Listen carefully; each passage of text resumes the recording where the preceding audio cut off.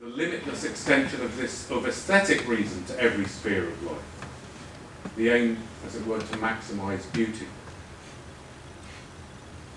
Never hegemonic, as I say. Homo ethicus, moral neoliberalism. The limitless extension of moral reason to every sphere of life. Kant may be an example here of someone who sees the aim in every domain of life to maximise honesty. One can never lie legitimately. Again, never been hegemonic. Homo theologicus, religious neoliberalism. The limitless extension of religious reason, faith, to every sphere of life. I've put here historically, in a contemporary scene, the Iranian Revolution. I'll say something in a minute, but the aim here would be to maximise fidelity to Scripture. And historically speaking, for Europe, pre-Enlightenment Europe would be the world of the hegemony of religious neoliberalism, where the church and church power was pervasive in the states of Europe.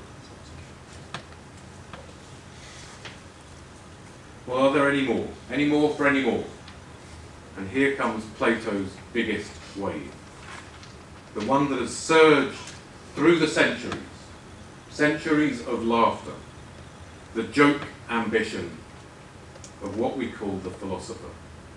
Plato's cause, the philosopher kings.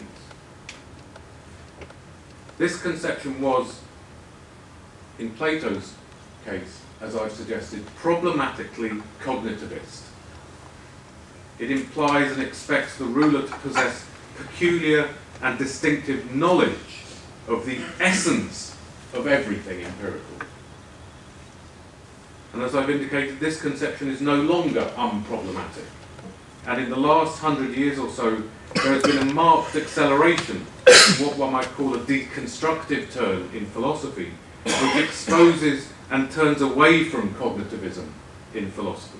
Turns away, for example, from classic logocentrism. However, one doesn't have to be a cognitivist to embrace something of the neoliberal cause for philosophy.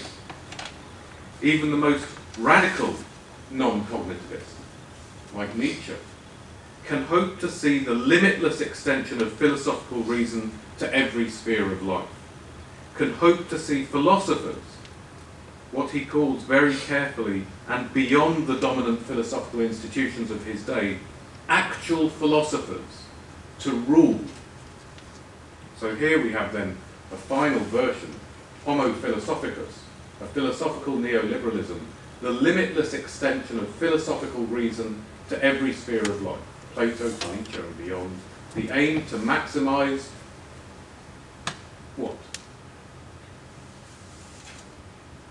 The idea of the philosopher as ruler recurs throughout the history of the West in different guises, but always with the biggest wave of laughter, and hence always remaining ahead of us as merely, perhaps only barely, and perhaps even not really, possible. Possible, as Plato says, merely in the sense that we can approximate to it as an ideal impossible, beyond practical, we admit it. But the impossible as possible, we still say. Not a small change, nor easy, says Plato. So what then might the philosopher today say this time again? Once more to save the name, to honour the name of the philosopher king. Well, today, performatively, I would say this. The philosophical neoliberalism, this philosophical neoliberalism is fundamentally different to every other. The norms of the domain, which would want to seize power in this case, the norms governing what it is to pursue something philosophically are not given, but remain in question. And this openness to being called into question will, when the call is precisely to become everywhere philosophical through and through, contaminates every domain, contaminates especially the idea of the rigour of the domain. What justice is in politics, what the proper expression of faith in religion is, what value there is in the creation of wealth, and so on. This is no longer something given once for all as something we can take for granted. What it means to be operational in such a world, the practical levels of terror, as it were, would be optimally minimal. The space for the other, maximally generous. The question of how to live is sustained, not closed. Or again, for the non-cognitive philosopher of the future, it's not a matter of finally knowing how to live at all, but of cultivating a space that is hospitable, maximally hospitable to new forms of performativity. And so, within the limits in which any such judgment is possible, the great task for us today is to keep that idea alive.